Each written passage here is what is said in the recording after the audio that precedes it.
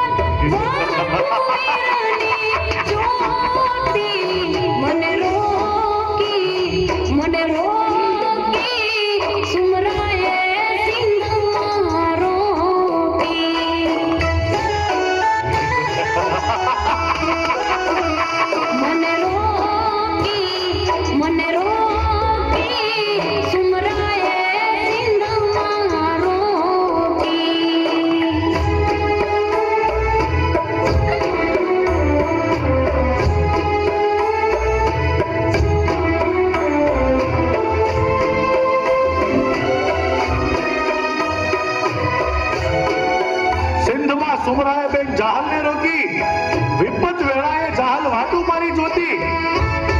અરે સામત, આ મારી બેન જાહલ શું લખે છે? વીરા નવઘણ,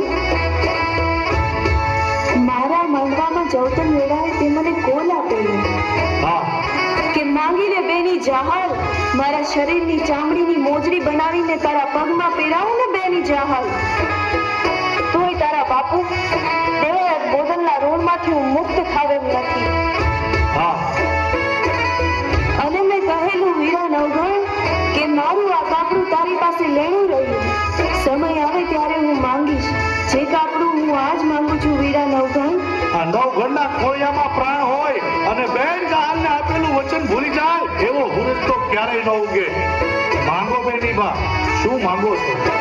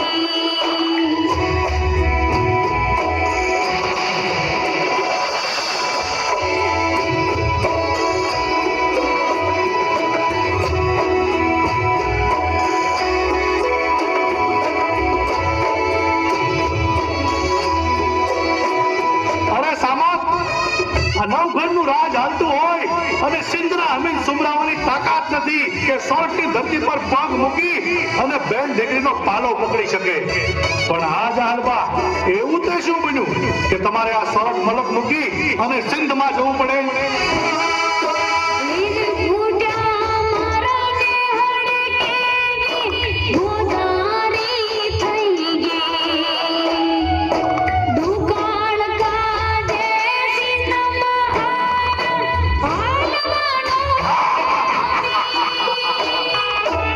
દુકાળ ગાળવા સિંધ મલકમાં ગયા છો. બેનીબા, તમારા ભાઈ નવગણને યાદ ન કર્યો? બેનીબા,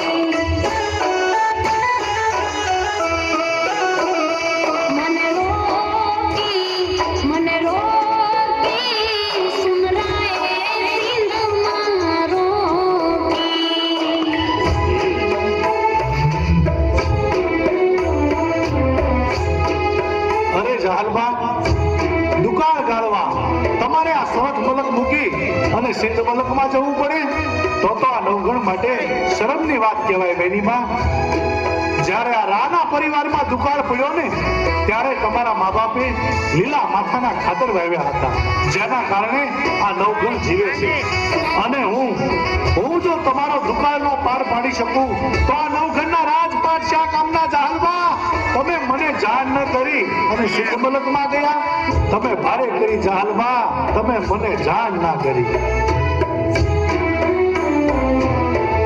નવઘણ, આજે હું આ સંદેશો તને એટલા માટે લખું છું કે આજે મારો ભાઈ ઉગો જીવતો નથી, પણ જ્યારે એ જીવતો હતો ને ત્યારે રાજના સિપાહીઓ તને મારા ઘેર લેવા આવ્યા હતા. સાથે મારા બાપુએ સંદેશો મોકલ્યો હતો કે આય રાણી રાહ રાખીને વાત કરજો. અને નવઘણ, તારી જગ્યાએ મરવા માટે મારી માએ મારા ભાઈ ઉગાને તૈયાર કર્યો હતો.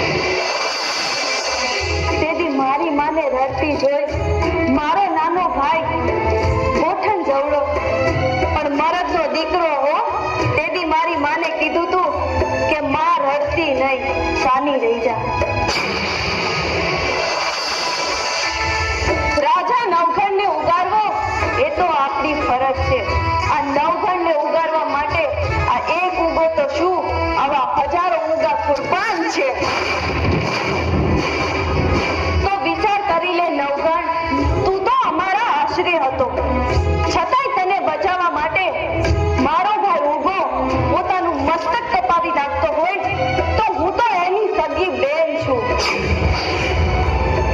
મને બચાવવા માટે તો એ આખું સિંધ સંજરાવી નાખે. આટલું બધું લખવાની જરૂર આ નવગણને ના હોય જાહલબા? હા, અને તમે તો એવા માવતરની દીકરી છો, એવા વીરપુરુષ ભાઈની બેન છો, જેનું ગૌરવ માત્ર અહીં સમાજ નહીં પણ 18 વરણ લઈ શકે. હા, હું જાણું છું કે સોરઠિયાણી આહિરની દીકરીની ચૂંદડી ઉપર કોઈ નરાધમ પાપી માણસ બીજો દાગ ન લગાવી શકે, પછી ભલે એ સિંધનો સુમરો હોય. આ ઉગાનું બલિદાન મિથ્યા નહીં જાય. આ નવગણ હજી જીવે છે.